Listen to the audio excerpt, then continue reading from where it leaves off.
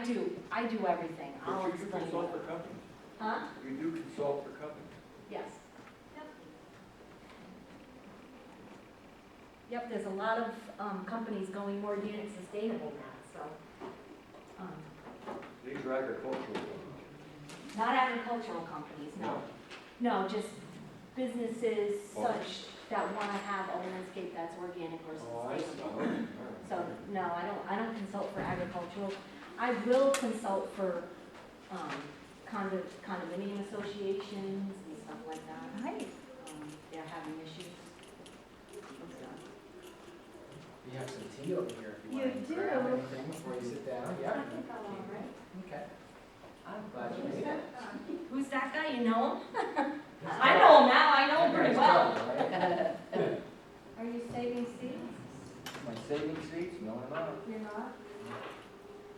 Just sitting here relaxing, asking all the questions I can think of. Who are you gonna save? What am I gonna save? If you're not gonna save seeds, who are you gonna save? Seeds.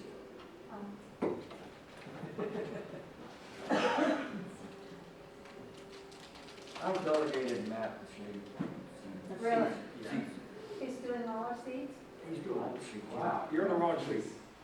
I am. Yeah, you need to be in the back. You're one of those comfortable chairs over here. I came to the meeting that was a month ago, 2 months ago. That was a month early. I've never been early for anything in my life. Oh, you came to this one 2 months ago? No, not this one, the one that was last month, the one that was about pests. Oh, yes. I came, Oh, I came in June. But then July. oh no. Yeah, and then when July came, I couldn't make it. We did videotape it. It's on our website if you want to Oh, watch. really? If you're Yeah, I curious know. to see. That nice couple of seeds out. It's on- Nobody took them. That was How would nice, go up? yeah.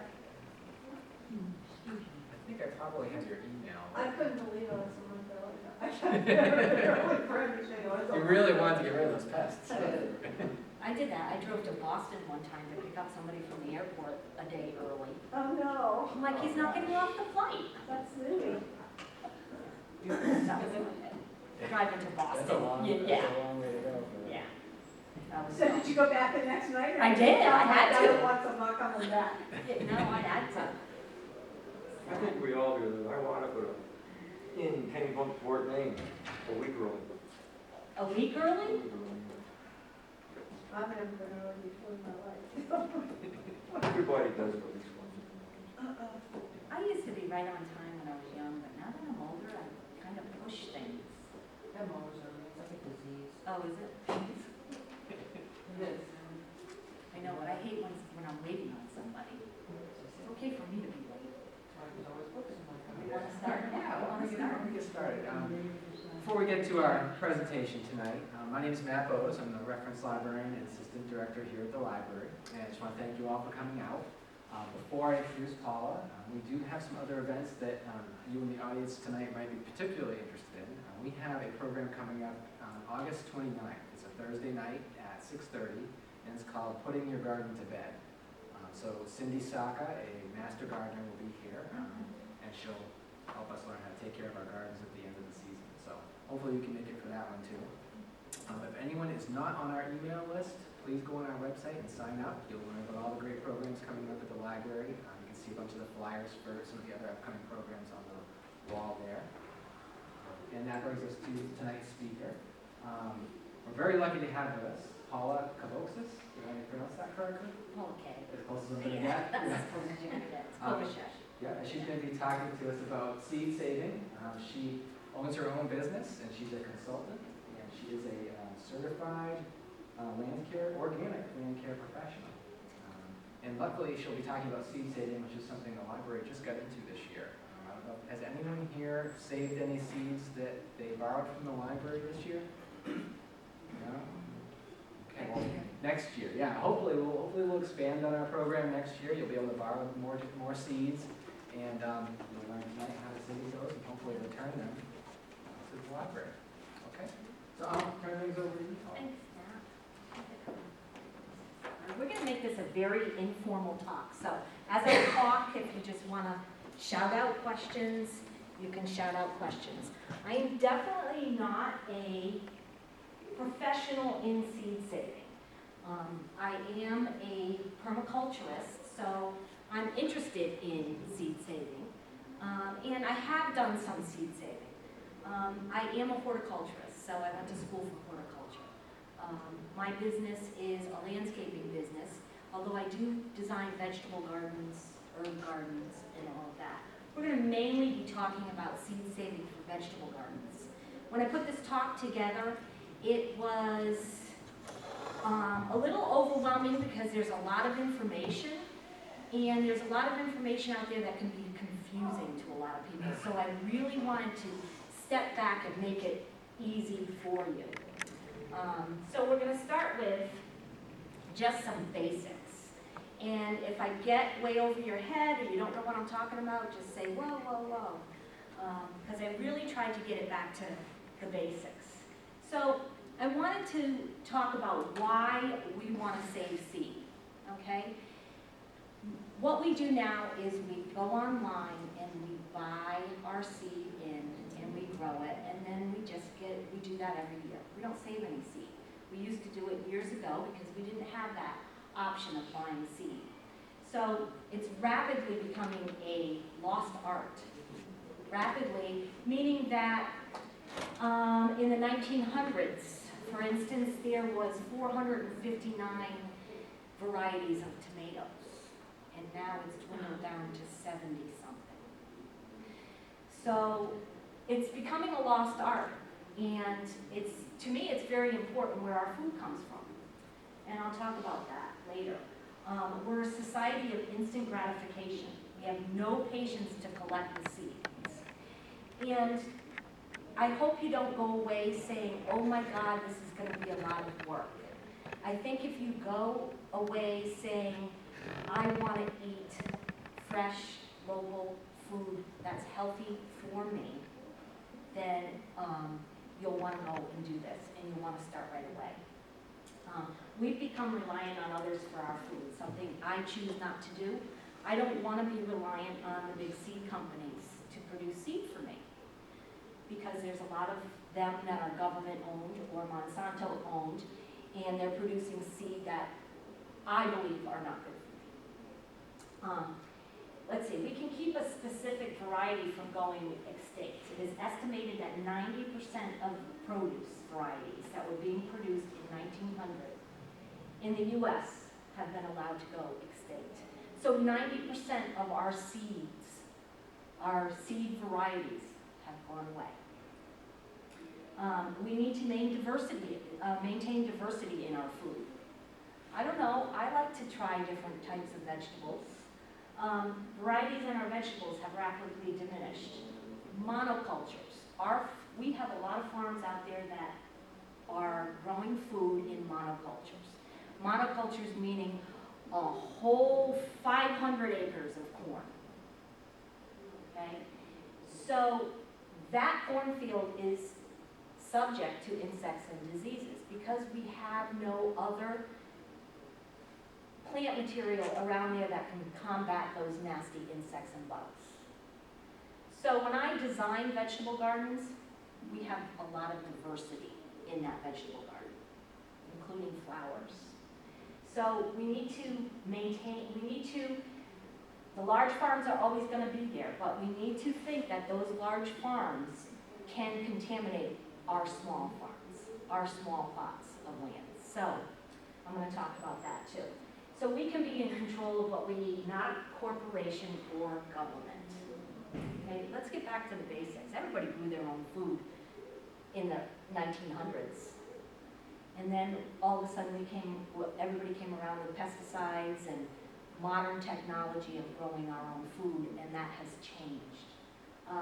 Learning to save seed guarantees food for future generations. And when we talk about different types of seeds, you'll understand that. And remember, it does take a level of commitment to save the seeds. Something I plan on doing. So I wanted to start with understanding the process, understanding the basics, understanding, because that's something that you need to know. You don't need to know that a certain variety is an open pollinated plant. You need to know that you can look it up somewhere and say that's an open pollinated plant. I can take that seed from that vegetable, plant it in the ground, and it's going to be the same vegetable. Okay? So understanding the process. First, plant reproductive types. There's 3 different kinds of plants, and I'm talking mostly vegetables here.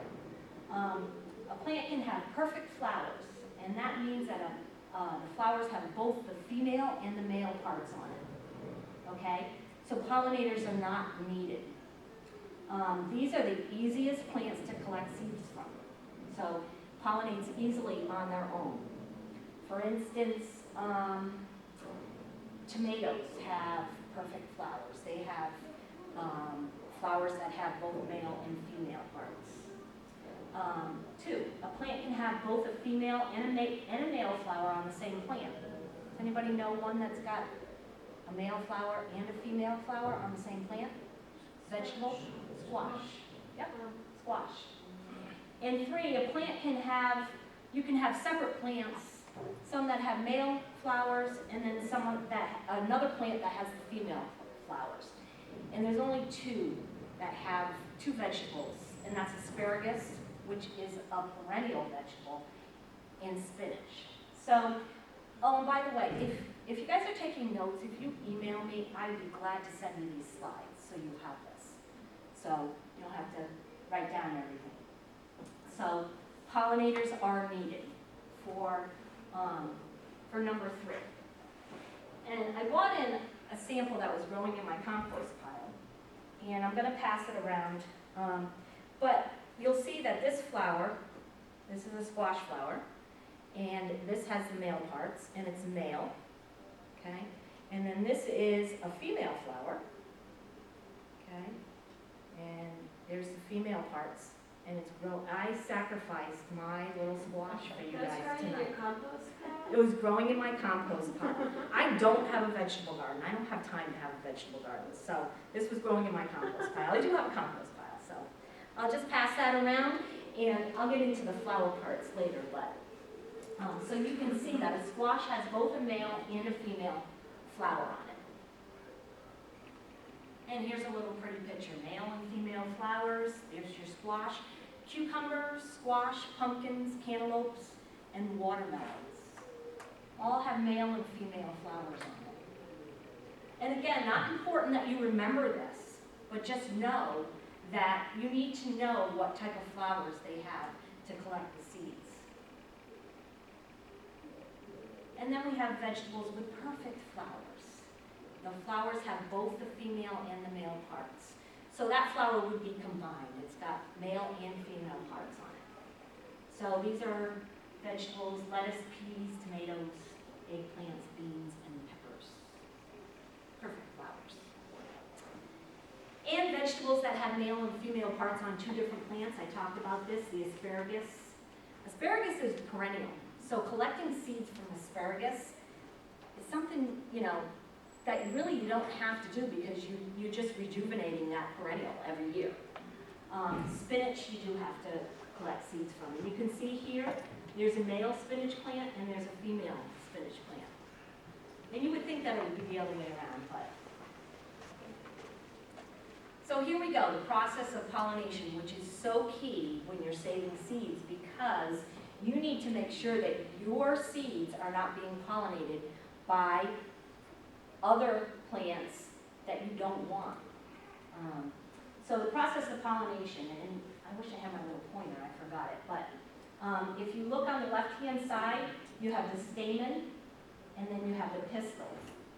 And you would think it would be the opposite, but the stamen is the female parts, and the pistil is the male part.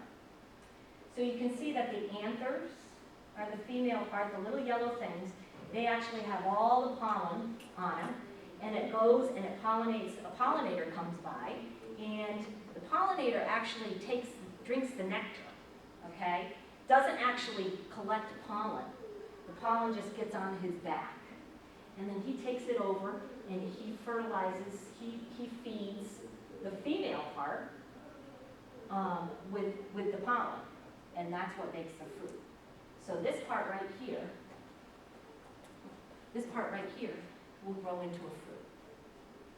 So these are the female part, these are the male parts, I'm sorry. These are the male parts, and this is the female part. So that has to happen in nature. There's a lot of that going on, a lot of it. So when we think about seeds and collecting seeds, and I was just talking to Matt about this, we can't just go out and collect seeds from that squash plant that's coming,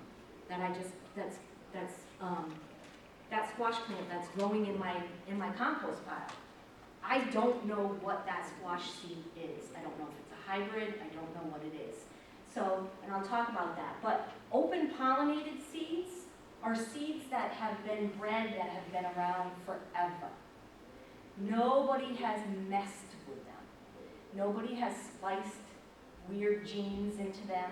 Nobody has made them a hybrid, a combination of two. These are varieties that are found in nature, not man-made. So when you go on Johnny's seed, I buy Johnny's seeds only because you can get a small quantity, and I'll go over that, but they're organic, and I'm an organic, sustainable person. So you'll see on Johnny's seeds that I'll have an OP next to it, or open pollinated, okay? So these are varieties that are found in nature, not man-made, don't have any Roundup in them, or any of that. So these are plants that are pollinated by themselves or cross-pollinated by another plant. Nobody did this in a laboratory, okay? Species that cross with one another in nature, we know who the parents are when we have open pollinated plants. These will come true to seed, okay? When you have an open pollinated plant or an heirloom plant, which I'll talk about heirlooms, those will come true to seed. So when you take the fruit of an open pollinated plant, say it's a squash and it's labeled an open pollinator, you take those seeds and you plant them, you are going to get the same exact fruit that you had on the mother plant, okay? When you get into GMOs and when you get into hybrids, that is when you are not going to get the same fruit. So, go ahead. Can you, not on purpose create a hybrid though with an open pollinated plant? Like if you have two separate tomato plants that grow right next to each other, Yep. can you end up getting seeds from one of those tomatoes that's going to turn into like a different? Absolutely. Well, but you need to know what the parent plants are. Right. So if you're crossing something, you need to know what those parent plants are. Because if you're crossing a tomato plant with a tomato plant and you don't know if they're both open pollinated, okay, and you cross them, say that's a hybrid, that's open pollinated, and you cross them, you get a tomato plant, you don't know what you're going to get. Right. Because the seed will not be true. But with an open pollinated seed, Yep. If you have a variety that's open pollinated and a variety that's open pollinated and you want to cross it, you're going to get an open pollinated plant. Because you're going to know what the mother and the father, so you can't do it on accident. Like you can't create a hybrid on accident, like just from bees. You can, absolutely. Oh. Yep. Oh, okay. And we'll talk about that. Okay. Yep, that can happen. So that's why it's important to know what seeds you have in your garden. Because if you have an open pollinated plant and then you have a Monsanto GMO plant next to it, that absolutely can pollinate with that other plant. A tomato can pollinate another tomato. So that's why you have to be careful on contamination. So, and we'll get into that. Everybody understand that? No, I know. I hope I don't discourage you guys from doing this, because it's something we gotta do. So, it'll come true to seed. So, open pollinated will come true to seed. Tomato will cross with a tomato. It won't cross with a cucumber. Just like humans will not cross with a dog. Two different species. Okay? So, yes, having all open pollinated plants, if you have a open pollinated variety here and you have an open pollinated variety here, and they cross, it can produce something else. It could produce something else. But that could be cool, right? I mean, It could be cool, it could be cool, but that's, let me keep But then going. you can't really select the ones that you want. Right, because you don't know what it's gonna come out to be when you plant that seed. So that's why you have to be, heirloom plants is just what they are, they're heirloom plants, and that's what we wanna preserve. We don't wanna pollinate them with anything else, we wanna keep those heirloom plants. I'll keep going, and you might understand it a little bit better. So, heirloom seeds. So, you want open pollinated or heirloom seeds. I would never, I shouldn't say never touch a hybrid, but never a GMO. Let's see. Genetically modified organism. Yeah. We'll talk about those too. So heirloom seeds, a crop variety that has been selected for a set of desired characteristics and handed down from generation to generation. And that's what an heirloom seed is. We make sure that we grow the plant, it comes to seed, we make sure it's only pollinated by that same plant. So we know exactly what that seed is going to come out to be. So varieties are consistent, they come true to seed. Heirloom seeds are not necessarily organic though. So if you're thinking, ooh, I want to go organic, and there's a lot of seed companies out there that have heirloom seeds and open pollinated seeds, but they may have used chemicals to grow them. So knowing there's only a couple of seed companies that I would actually deal with. So many heirloom varieties can grow without the use of heavy fertilizers, which is another plus. Leaving heirloom varieties to cross-pollinate is altering the variety. Bagging is necessary to keep it true. So I'll talk about bagging, but you have, if they're going to cross-pollinate, if you're going to pollinate them, you want to make sure that you're pollinating them with the same variety. And so that's why bagging is necessary, because pollinators are wind, insects, bats, all sorts of bugs out there that can pollinate plants.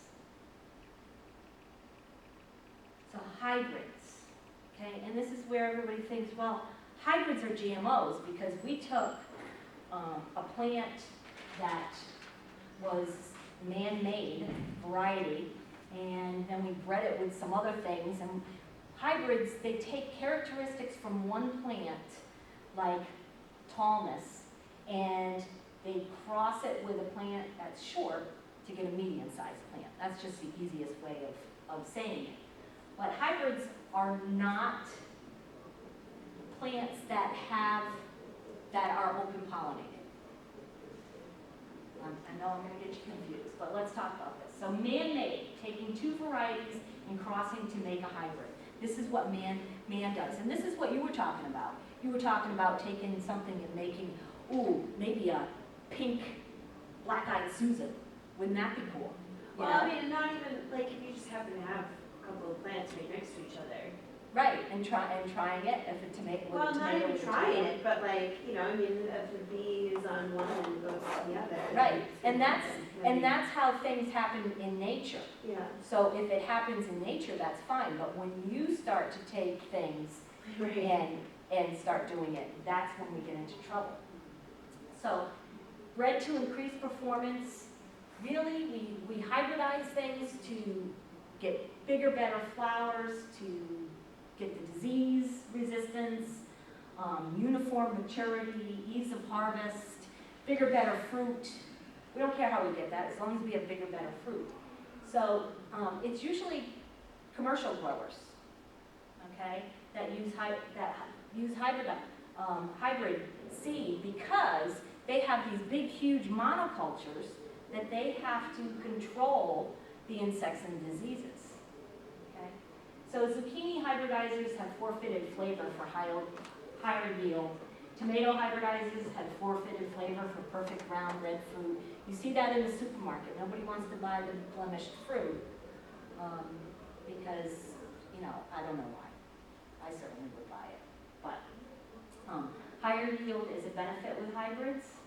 So also higher use of inputs. So hybrids need more fertilizer, more things, more chemicals. Well, they don't need chemicals. Nothing needs chemicals. But so not bred for flavor or nutritional value, but pump out mass quantities. That's what hybrids are for. Farms use hybrids because they can pump out mass quantities of it. And it won't come true to seed. And you can tell on a seed packet if it's a hybrid or not. F1 is a symbol of hybrids. So if you look at a super petunia, that's a hybrid. You take a seed from a petunia, super petunia, you're not going to get a super petunia, you're going to get a regular old petunia, okay, because it's a hybrid.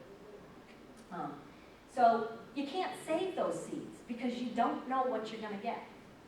So therefore, farmers have to return each year to the seed companies, the big Monsanto seed company, and most seed companies, I think 90% or 98% of the seed companies in the United States are owned by Monsanto. And whether it says organic or heirloom or any of that, they still own them. So Johnny's Seeds, Fedco, High Mowing Seeds, which are all in New England, those are not Monsanto owned. You can go on there. You can go on their website and it will say they are not Monsanto owned. And hybrids can be organic. Okay? Well, they're organic, they're good for you. Well, you know, I eat hybrid vegetables. I get hybrid vegetables from a farm that's grown organically, but I don't save the seeds from it. So the bottom line is don't save hybrid seeds because you're not going to know what you're going to have. So open pollinated and heirloom. And then you have the GMOs, genetically modified organisms, which are the seeds that have been spliced with we don't know whatever. They haven't been crossbred with another plant. They've been crossbred with stuff from animals, Roundup chemicals. So that's what they're putting into this seed. And I won't get big into GMOs, but you know, I don't think you're going to find a seed source out there that says we sell nothing but GMOs, because I think people are getting educated in this. So GMOs can be hybrids. GMOs are spliced with genes from sources other than plants, like Roundup pesticides. So they're resistant to insects and diseases. So they put the pesticides right in there. Okay? I don't know about you, but I don't want to eat that. It's not a natural process. Splicing traits that were never meant to be. Long-term effects on these seeds have not been monitored, so I may be wrong. Maybe it's not a bad thing. And you just can't fool with Mother Nature. I don't know if anybody remembers that. What was it, margarine or butter? You just don't fool with Mother Nature. And I think we're starting to do that in our society. When fields are planted, there's no guarantee that they don't cross-pollinate with nearby growing varieties. So when we have fields of corn out in the Midwest, and then you're right next to it with your little corn patch, you don't know, you are probably getting contamination with GMOs. And the only way that you would know is by testing the corn to see. So those are the different types of seeds. Any questions so far? Okay, so seed summary. Let's sum it all up. Open pollinated or heirloom varieties will come true to seed. That's what we want you to bring to the library. And that's what we want you to get at the library. Okay? Don't choose hybrids. The F1 is collecting seeds. GMOs, not for seed collecting. And then Johnny Seeds, Fedco Seeds, High Mowing Seeds. Many seed companies label their seeds as organic, and it's probably true, but who are these seed companies owned by? We talked about that, Monsanto. And with that known, what happens if that company ceases to exist? What if Monsanto all of a sudden gets shut down and 90-something% of our seed companies collapse? What's going to happen then? Don't you want to be saving your own seeds so you can feed your family? We don't plant. Huh? So we don't plant. You don't plant? Well, they all shut down. Right. And the seeds, We don't go online and get these seeds, so we come to the library to get these seeds. That's what we do. See, I'm plugging you. I'm plugging you. So with that known, what happens if the company exceeds? Where do all the seeds go? Some other company will pick them up. Some other company will pick them up. You know, I certainly wouldn't want to be that person. Some other company. So controlling cross-pollination, and that's what we need to talk about. So you have your open pollinated plant, or you have your heirloom plant, tomato plant, and you're gonna go plant the seed in the ground, okay, and it's gonna come up. So you need to make sure that that plant isn't gonna get contaminated. So you have an option. You can grow only one variety of a single species in your garden. So you know that that tomato plant is going to be pollinated by the same tomato plant, same variety. You collect the seeds, same thing, okay? It could get contaminated from, I don't know, from your neighbors. Depends on how far away it is. And actually there's a chart, and I'm not sure if I even have it, if anybody's interested in a chart. I found a chart where it says, you know, your tomatoes should be, I don't know, 12 feet away from another breed of tomato, and I think peas should be a mile away or something. So there is a chart out there. So optimum distance between varieties. And so what you're going to do is you're going to place the bags over the flowers. When the flowers start to open up, okay, you need to get that flower pollinated, and you're going to place a bag over it, pollination bag. And everybody's saying, oh my God, I gotta go around with all these bags and place them on the flowers. No, you only have to place them on a few flowers because you're only going to collect a few of the seeds. Think of that flower turning into a watermelon and how many seeds you're going to get from that. So you don't have to do every single flower, but you want to make sure that it's not contaminated. So remember, you don't have to bag every flower, just the ones you plan to collect seeds from, or you can stagger your planting, so similar species blossom at different times. You know, tomatoes, different species of tomatoes flower at different times. It's tricky. Do they pollinate well when they're bagged? You're You gonna, have to do it. yes, and we're gonna get into that. Okay. Yeah, you have to pollinate them. We're gonna get into that. So bagging your plants, and I'm hoping I have the slides right on this. So bagging your plants, if it's a complete flower, both male and female parts, you're gonna bag it right before the buds open. Leaves it on until the produce starts to form. Why do I think my let me just make sure that my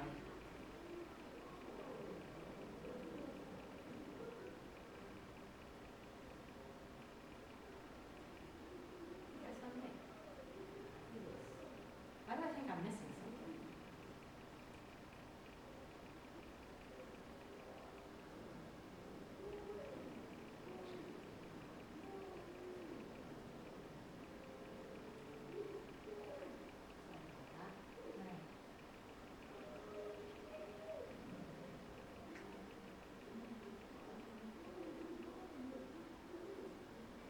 Okay.